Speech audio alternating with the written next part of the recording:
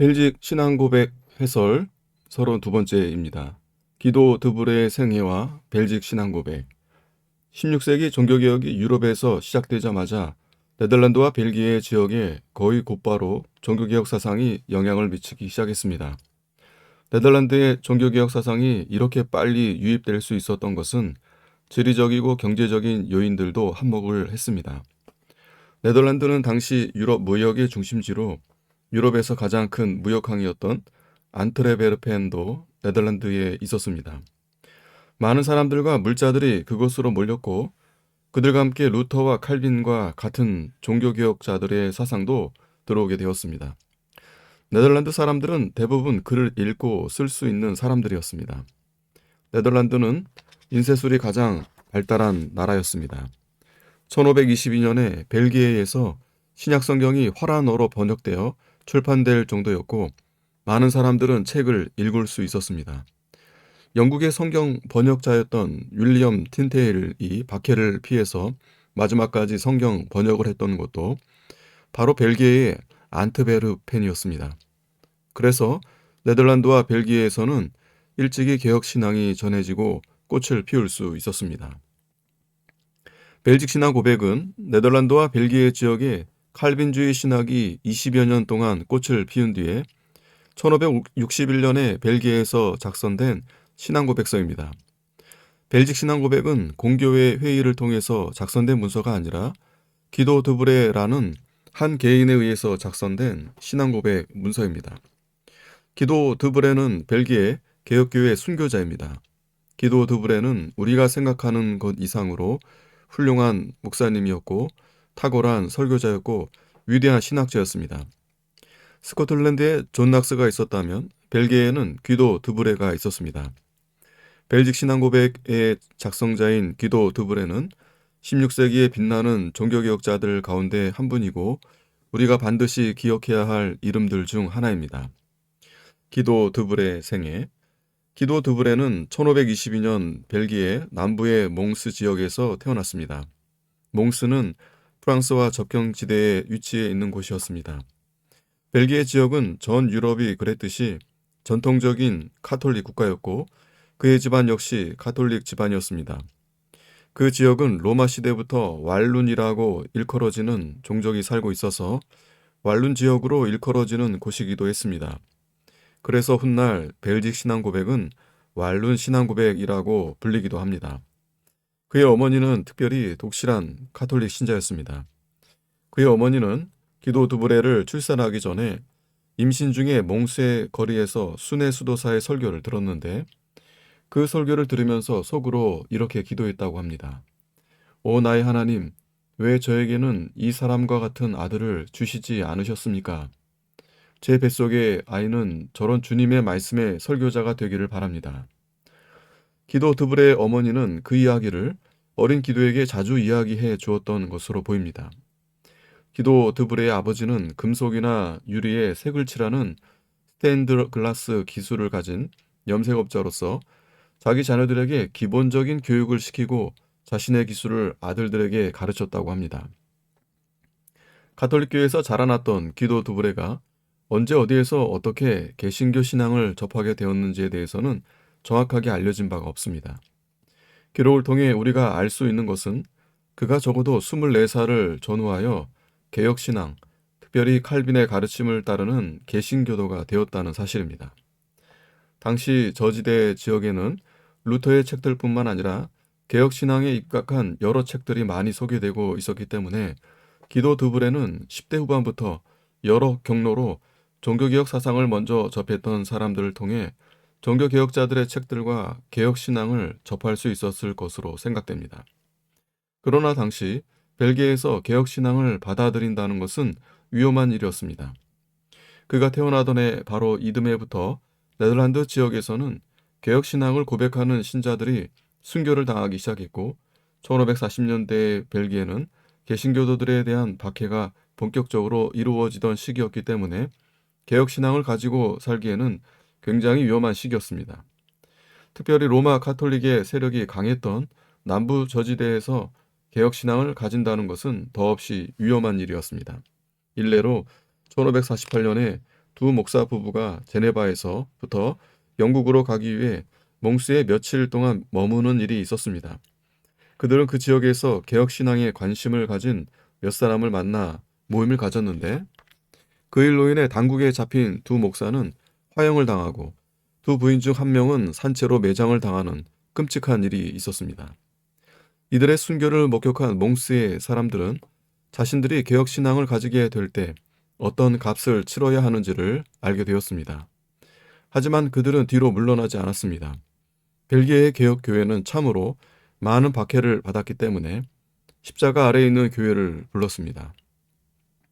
이쯤에 청년 기도 드브레는 망명을 결심합니다. 하나님께서는 기도 드브레를 벨기에의 교회와 개혁교회 전체를 위하여 귀하게 쓰시기 위하여 특별하게 그를 훈련시키시고 기이한 섭리로 이끄셨습니다. 기도 드브레의 3차례의 망명과 벨기에 사역. 기도 드브레가 개혁신앙을 받아들인 이후 그의 생애는 3차례의 망명 시기와 3차례의 벨기에 사역 시기로 뚜렷하게 나누어집니다. 하나님께서는 이 모든 과정 속에서 기이한 섭리로 기도 드브레를 보호하시고 인도하셨습니다.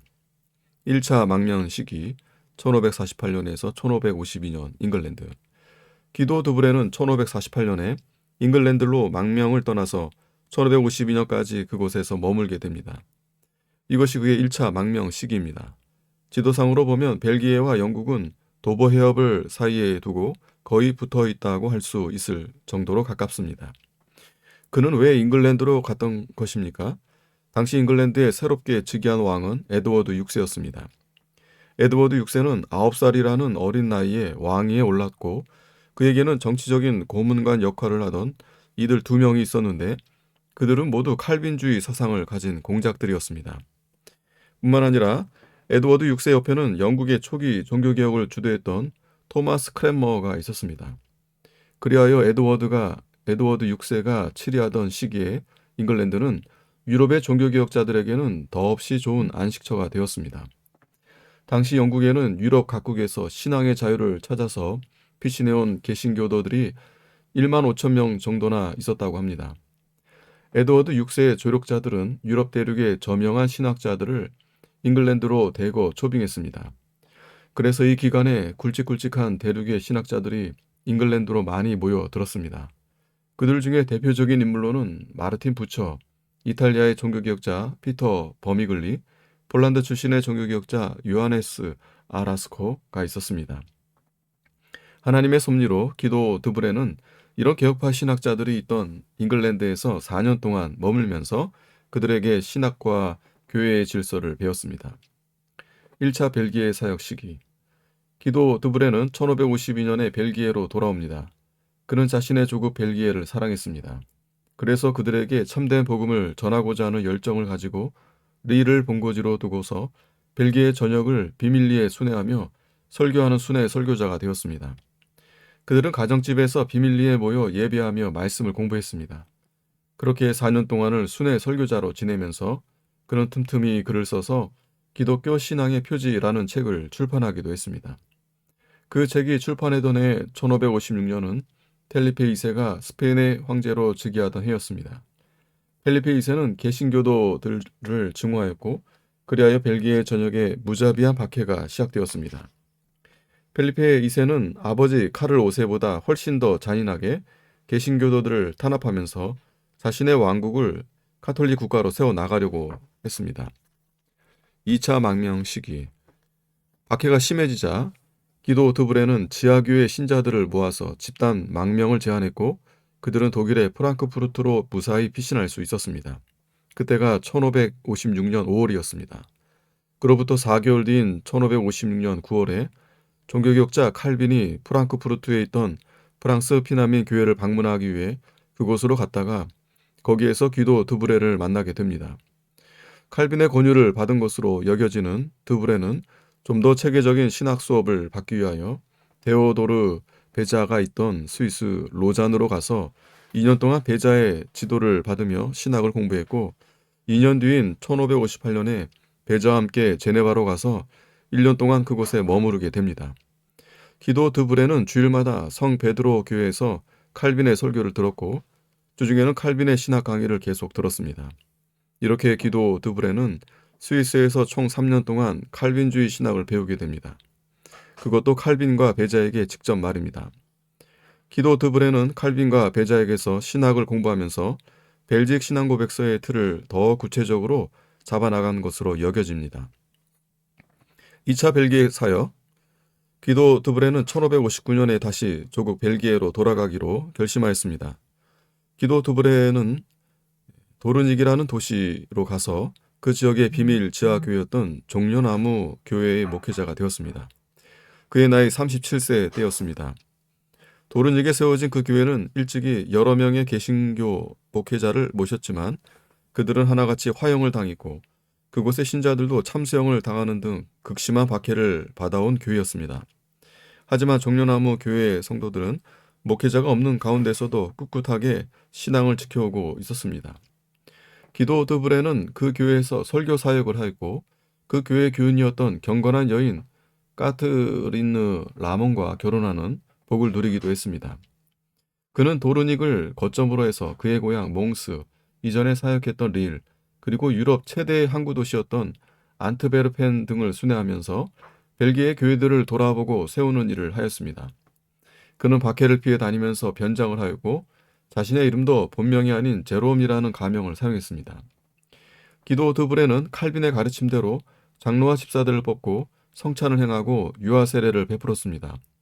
존 낙스가 1559년에 스코틀랜드로 돌아가서 1560년에 스코틀랜드 종교개혁을 이루었던 것처럼 기도 드브레도 벨기에 종교개혁을 시작한 것입니다. 그러나 기도 드브레의 개혁운동은 존 낙스의 개혁운동과는 다르게 흘러갔습니다. 도르닉의 지하교회 성도들 중 일부가 자신들의 신앙을 공개적으로 드러냄으로써 도시 전체를 복음으로 변화시킬 수 있을 것이라고 생각하여 도르닉의 주요 거리들을 행진하면서 시편 찬송을 부르는 등의 돌발 행동을 한 것입니다. 도르닉의 교회는 한순간에 큰 위험에 처하게 되었습니다. 총독은 그런 일을 행한 자들을 색출해 내라고 명령했지만 다음 날에도 수백 명의 지하교회 성도들이 모여서 도르닉의 주교 대리가 사는 집 앞에서 시편 찬송을 불렀습니다. 도르닉의 주교는 이 소식을 듣고 네덜란드 전체의 섭정이었던 마가렛에게 보고하였고 마가렛은 분노하여 도르닉 씨의 비밀 지하교회 정체를 파악하게 하였습니다. 주동자들은 이미 도르닉을 빠져나간 뒤였고 그들이 알아낸 것은 제롬이라는 목회자가 도르닉에서 활동하고 있다는 사실이었습니다. 하지만 그들은 제롬이 누구인지 도통 알 수 없었습니다. 도르닉의 지하교회 개신교도들은 황제의 반역자라는 낙인이 찍히게 되었고 벨기에에서의 종교개혁은 자초할 위험에 빠졌습니다. 벨직 신앙 고백이 세상에 나오다. 기도 드브레는 이런 상황에서 자신이 할 수 있는 일은 자신들이 반역자들이 아니고 참되고 성경적인 복음 진리를 믿는 사람들이라는 것을 알리는 일이라고 생각했습니다. 그리하여 기도 드브레는 자신들이 무엇을 믿는 사람들인지를 변호하고 밝히고자 그간 자신이 정리하였던 신앙고백서를 인쇄하여 도르닉의 총독과 더 나아가서는 스페인의 펠리페 왕에게 보내기로 결심합니다. 기도 드브레는 도르닉의 총독의 성벽 너머로 그 신앙고백서를 던져 넣었습니다. 그 신앙고백서가 바로 지금 우리가 알고 있는 벨직 신앙고백서입니다. 1561년에 인쇄된 이 신앙고백서에는 맨 앞에 펠리페 왕에게 보내는 공개 편지가 있습니다. 기도 드브레는 펠리페 왕에게 보내는 편지에서 네덜란드의 개신교들은 반역자들이 아니라 평화를 사랑하는 사람들이고 정부에 순복하는 자들이라는 사실을 진술하면서 다만 신앙을 변호하기 위해 말할 수 있는 권리를 줄 것을 요청하였습니다. 또한 신앙고백서 뒤에는 지방의 행정관들에게 친필로 쓴 간곡한 편지도 있었는데 그 편지에서 기도 드브레는 여러분은 하나님이 정하셔서 그 자리에 있습니다. 그러므로 이제껏 여러분이 행해왔던 대로 죄 없는 사람들을 정죄하고 죽이는 대신 공정하게 다스리는 것이 여러분의 의무입니다. 라고 권면하면서 당신들은 도르닉이나 저지대의 종교개혁을 막지 못합니다. 만약 당신들이 사람들을 죽여서 막으려 한다면 한 사람이 죽을 때마다 그 자리에 100사람이 새로 생겨날 것입니다. 라고 경고하였습니다. 1561년 11월 2일에 성벽 너머로 던져진 꾸러미가 발견되었고 3일 뒤 마가렛은 신앙고백서를 가지고 있거나 배포하는 자는 누구든지 체포하여 처벌하라고 명령했습니다. 드브레는 한 달 더 도른직에 은닉하여 있다가 12월에 도른직을 빠져나갔습니다. 그러나 그 이듬해 1562년 1월 10일에 그가 머물던 하숙집 근처에서 불이 나서 그가 은신처로 사용했던 두 방과 그의 서재가 드러나게 되었습니다. 거기에서 신앙고백서 250여 건과 존 칼빈에게서 온 편지 한 통, 그 외 여러 대륙의 신학자들과 주고받은 편지들, 그가 쓴 논문들과 설교문들이 다량으로 발견되었습니다. 왕립위원들은 그것을 마가렛에게 보고했고 마가렛은 기도 두브레와 관련된 모든 자료들을 공개적으로 불태워버리라고 명령했습니다. 그래서 1월 21일 기도 두브레를 허수아비로 만들어서 그의 책들과 함께 불태우는 화형식이 도르닉의 시장터에서 있었습니다. 이 때문에 기도 두브레에 대한 자료는 아쉽게도 많이 소실되었습니다. 하지만 드브레는 무사히 국경을 넘어 프랑스로 탈출했습니다. 3차 망명 시기. 이제 그의 세 번째 망명 시기가 되었습니다. 그는 저지대와 프랑스 국경 근처의 프랑스 마을들에서 2년을 살았습니다. 프랑스에는 위그노들이 있었습니다. 그래서 드브레는 위그노들의 목사로서 몇몇 회중을 위해서 봉사했습니다. 이곳에서 비로소 가족들과 함께 잠시나마 지내면서 자녀를 낳았습니다. 하지만 프랑스에서도 위그노들에 대한 박해가 있었고 1564년부터는 예배의 자유가 선언된 세당이라고 하는 도시에서 3년 동안 머물며 많은 설교와 서신 왕래를 하면서 집필 활동을 하였습니다. 하지만 그는 여전히 자신의 조국 벨기에와 그곳에 두고 온 지하교회 성도들을 잊을 수 없었습니다. 그래서 그는 망명 생활을 하는 동안 3번이나 도르닉에 은밀하게 방문하였습니다. 뿐만 아니라 그는 안트베르펜이나 브레실과 같은 벨기에의 도시들도 자주 방문했습니다. 그러던 중 1566년에 5월에 저지대 개혁교회들의 첫 번째 총회라고 할 수 있는 모임이 안트베르펜에서 열렸습니다. 그리고 이 첫 번째 총회에서 기도 드브레 신앙고백서가 믿음의 신조로 채택되었습니다. 3차 벨기에 사역과 순교. 기도 드브레는 망명 생활 중에도 벨기에의 여러 도시들을 순회하였고 그곳의 지하 교회들을 도와 설교와 가르침의 사역을 계속하였습니다. 당시 벨기에에는 종교개혁의 기운이 점점 고조되어 있었고 도시마다 수천 명의 개신교도들이 폭발적으로 일어나고 있었습니다. 그러던 중에 벨기에 남부에 있던 발랑시엔이라는 도시의 교회가 드브레에게 와서 자신들의 목회자가 되어달라고 청원하였고 그는 용기를 내어 벨기에의 종교개혁을 완성하고자 하는 소원을 가지고 그곳의 목사로 부임하게 됩니다.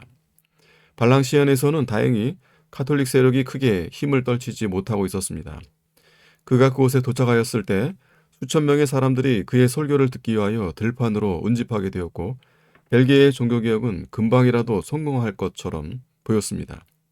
하지만 펠리페의 군대는 이를 방관하지 않았고 이들을 돕기로 했던 네덜란드의 오렌지 공도 도움의 손길을 보내지 않아서 발랑시에는 1567년 종려주일의 폭격을 맞기 시작했습니다. 성벽과 도시로 포탄이 떨어지는 상황 속에서 기도 드브레는 성 제리교회에서 마지막 설교를 했고 그곳에서는 나의 하나님 어찌하여 나를 버리셨나이까 하는 시편 22편의 찬송이 울려 퍼졌습니다. 그 주일에 발랑시에는 함락되었습니다. 천신만고 끝에 그 도시를 빠져나와 프랑스로 피난을 가던 기도 드브레는 그를 알아본 한 사람의 신고로 붙잡혀서 총독의 관저가 있던 도르닉의 성체로 끌려와서 14일 동안을 머물다가 발랑시엔의 감옥으로 옮겨져서 7주 동안 모진 고문과 학대를 받았습니다. 그는 갇혀있는 동안 자신의 아내와 자신의 어머니에게 그리고 성도들을 향하여 여러 통의 편지를 썼습니다. 그 편지는 지금까지 남아있는데 그 내용은 참으로 감동적입니다. 그는 1567년 5월 30일 발랑시엔의 시청 앞 시장 광장에서 교수형을 받았습니다. 예수님께서는 예수님의 머리에 귀한 향유 한 옥합을 부어 예수님의 장사를 준비하였던 여인을 두고 내가 진실로 너에게 이르노니 온 천하에 어디든지 이 복음이 전파되는 곳에는 이 여자의 행한 일도 말하여 저를 기념하리라 고 하셨는데 개혁신앙이 전파되고 벨직 신앙고백서가 가르쳐지는 곳마다 기도 드브레의 행한 일도 함께 말하여 그를 기념해야 할 것입니다. 기도 드브레는 참으로 몸은 죽여도 영혼은 능히 죽이지 못하는 자들을 두려워하지 않고 오직 몸과 영혼을 능히 지옥에 멸하시는 자를 두려워한 사람이었습니다. 그는 예수님을 영접한 후 한편으로 하나님의 말씀을 끊임없이 배우고 익히면서 하나님의 사람이 되어 갔고, 다른 한편으로 그는 성도들을 말씀으로 세우고 격려하고 도우며 교회를 섬기는 삶을 중단 없이 살았습니다. 그런 위험도 개의치 않았습니다. 그런 속에서 보석과도 같이 빛나는 벨직 신앙 고백이 나올 수 있었습니다. 그를 도왔던 벨기에 교회들도 같은 희생을 아끼지 않았습니다. 우리는 희생 없이 신앙생활을 하며 살아가려고 하지는 않습니까? 우리는 우리의 신앙을 지키고 어떻게든 성도들과 교회를 바른 말씀의 터 위에 세우기 위하여 수고와 희생을 아끼지 않고 있습니까? 신앙을 지키기 어려운 때는 지금도 계속되고 있습니다. 하지만 두려워하지 맙시다. 우리의 머리털까지도 다 세신 바 되었습니다. 누구든지 사람 앞에서 주님을 시인하면 주님께서도 하늘에 계신 아버지 앞에서 그를 시인할 것이라고 하셨습니다. 어려움 가운데서도 이렇게 복음의 증인의 삶을 신실하게 살아가다 보면 우리에게도 보석과 같은 귀한 열매들이 맺히게 될 것입니다. 그런 우리 개인과 가정과 교회가 되기를 소망합니다. 하나님 아버지 감사합니다. 하나님께서 사랑하시고 귀히 사용하셨던 종 기도 두불의 생애를 살펴볼 수 있게 해주신 것을 감사하옵나이다.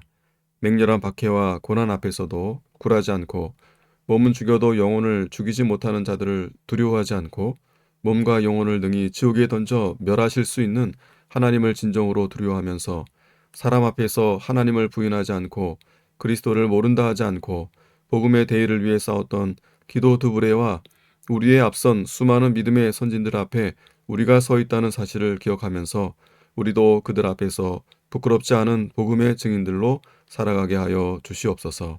예수님의 이름으로 기도하옵나이다. 아멘.